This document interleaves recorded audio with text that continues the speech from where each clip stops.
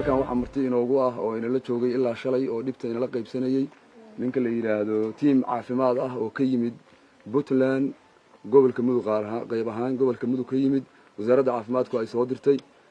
uu hogaaminayo maxaan ku raadaa gudoomiyihii hore gobolka Mudug Gaalkacyo Maxamed Yuusuf Jaamatigay oo macnaha waxa weeye aad ogtihiin oo nin taariikhi ka asaaxa ah وحالديسي الله سقطان إلا محن كره هذا أول حلقي أنا نقول مارتي بطلان ستيت كسر بيرني هذا اللي قصوا بلعبه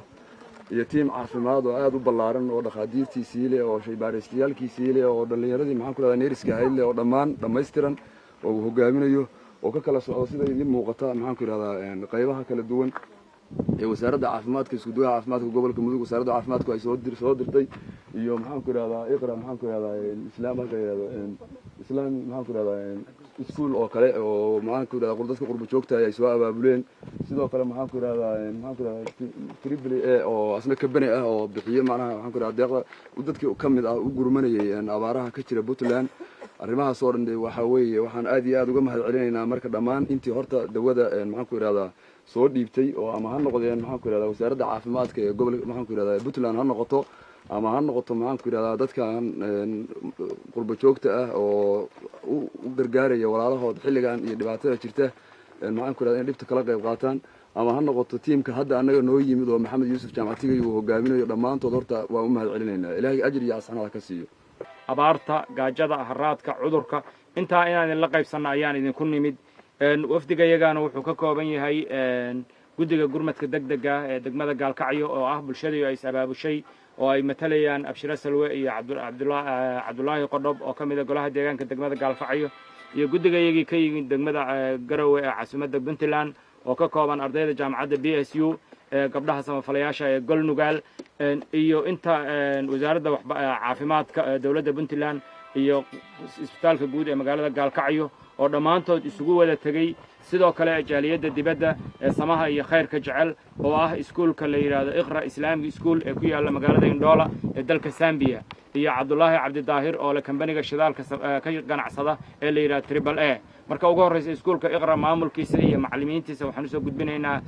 tahniyad waxaan leenahay deeqdii aad noo soo wakiilasheen intayadii samaha ka shaqaynaysay waxaanu daawo ku guddoonsiinaynaa maanta dadka xanuunka shuman biyoodka iyo xanuunada kalaba la ildaran ee degmada Saaxo meeshii ugu fiicneed bay ku baxday ilaahay ardayda iyo maamulka iyo macallimiinta ha idin barakeeyaan leenahay waxbarashadana Allah idinku guuleeyo sidoo kale Cabdullaahi Cabdi Daahir oo ganacsade dhalinyaro ah oo ka shaqeeya isaguna shidaalka oo deeqda isaguna wax kala baxay waxaan leenahay ganacsigaaga Allah ku barakeeyo maalka Allah ku barakeeyo dadkaaga saad ugu naxariisatay oo ugu damqatay ilaahay kuugu naxariisto waxa aad bixisayna wax ka khayr badan meeshii aad ka bixisay Allah kuugu bedelo ujeedka ugu weyn oo maanta aanu nimid wuxuu ahaa inaan dadka iyaga badbaadino gaar ahaan dadka xanuunka shuman biyoodka iyo nafaqa darrada dadku cad iyo caano cuni jiray markii intii la waayay xanuunada ku soo siyaaday ayaanu maanta idinku nimid waa u mahad celinaynaa bahdii caafimaadka ee hore joogtay tiimkii wasaaradda caafimaadku ay soo didhay oo shaqo badan qabtay iyagoo gacanta ku hayana aan ugu nimid haatanna waxaan idin keenay koox dhaqaatiir ah oo iyaguna ka yimid gobolka Mudug gaar ahaan isbitaalka guud ee magaalada Gaalkacyo waa dhalintii dalka wax u soo baratay inay dadkooda iyo dadkooda anfacaan maanta diyaar ah Dr. Cabdullaahi Dr. Cabdi Maalik Ibrahim Ahmed iyo Dr. Ali Mursal Saleyman iyo shaybaarista Maxamed Saleyman Ali Mursal Faarax Dr. Ali Mursal Faarax iyo shaybaarista Maxamed Saleyman Maxamed saddexda dhakhtar oo laba dhakhtar iyo shaybaarista diyaar ah inuu baaro xanuunada iyo waxa la wixii deegaanka ka jira ayaa maanta idin socda deeqda daagwadana waa la idin keenay waxaan kula dardaarmaynaa bahda caafimaadka maanta isbitaalka daawo badan baa timid mid horena waa taalay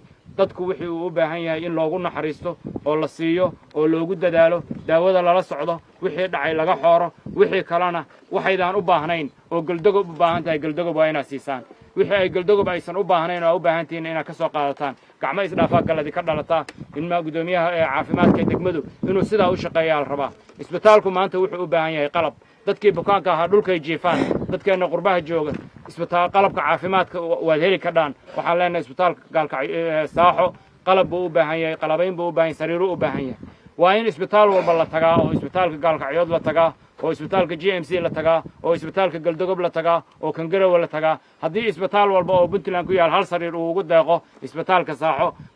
jiifkiisa oo dhan soo dhamaystirmi mayo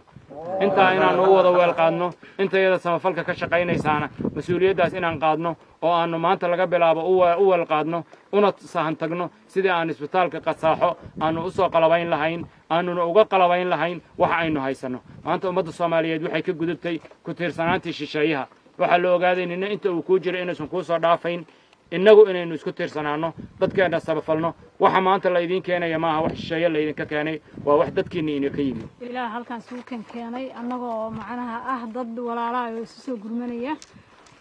hadda hadalka intii la dhihi lahaa waxa weeye guddoomiyaha yidhi bointiga keliya aan ka hadlayo waxa weeye in isbitaalkan si fiican loo qalabeeyo oo aynu isku dayno waad aragteen hadda inaan muxuu ahaa qalab fiican oolin oo anfacaya oo kafeyn kara inaan waxa ka dhiman si degdeg ah ugu gurmano ugu weel qaadno waa muhiim laakiin waxaan ka codsanayaa gabdhaha qurba joogta gabdhaha calool jilicsan maanta gabdhaha muxuu ahaa naxariista ku dambeysay gabdhaha reer saaxo iyo gabdhaha guud ahaan muxuu ahaa Soomaaliyeed kuwa Puntland waxaan ka codsanaynaa haddii ilaahay idmo waad arki doontaan kilibyada isbitaalku ma laha facility u baahnaa ma haysto sariir ma haysto miisas ma haysto يعني ما أنت يرتاي تعالها بعد كاسسا إسقى دبا دعيو محوها حنوسن لو عاونا يا قف لوغا wareejinaya in si degdeg ah macnaha loola soo gaaro qalabkii caafimaadka iyo maxaa sariirihii annaguna hadii ilaahay idmo waxaan isku dayeynaa inaanu wixii tabartaya aanu soo caawino annagoo ah tiimka gurmadka degdega oo u gurmaday dadka walaalaha islaamka dhammaantood meel ay joogaanba wixii aanu gaaro anigoo Dr. Cabdimaalik أنا تيم هجاميني تيم كسعودي وزارة عافمات دولة بنتلان قارهان قبل كبير كسبتال كيزا وسوق قارة دقمة صاحو يو كتشوابة يعمشات ضد كهيسة حسوق بيان أحد شو بيوت يو حمام فقط الروح كتاجن مجاردا وضد كي عيان تضم بكوسو كوري حرمنا سواء صابين أماروه واراه ودك كتشة سوق تيم مركي دبيو يرادان dadku waxay cabaan waayaan waxa la cabiyaa intii yareed baa la isla cabiyaa oo aan nadiif ahayn biiba waxa lagu shubanayaa bacaal lagu shubanayaa biihi baan mataqaana ceel gacmeedyadii baa laga cabiyaa oo waliba gurayo mataqaana biyo badan oo nadiif lahayn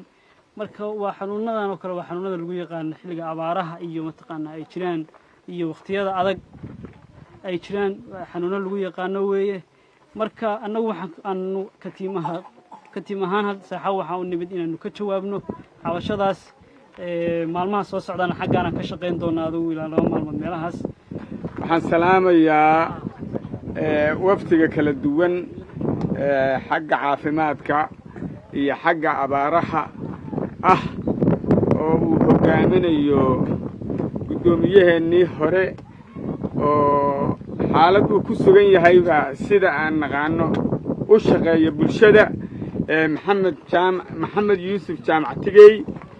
aad baan ugu mahad celinaynaa dhammaantood intaa soo raacday oo maanta saaxa joogta maanta aan joogno bishii afraad lixdeedii waxaan ilaahay uga mahadinaynaa ilaahay ku mahadinaynaa inay noo keeneen daawo wax ka qaban karta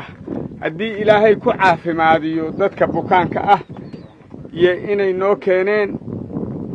annagu haddaan reer saaxood nahay bahdii degmooyinka Puntland ugu yarayd baan nahay waxba ma ilowno qofkii asagoo socda noo yimaada waa noo qoran yahay daawooyinka soo dhiibay hadday yihiin iskuulka iqra islaamig hadday yihiin iyo hadday ganacsada Cabdullaahi uu yahay iyo hadduu yahay meesha la yiraahdo wasaaradda caafimaadka Puntland gobolka Gaalkacyo iyo hadday yihiin dhaqaatiirta ilaa shalay qorraxda u taagnayd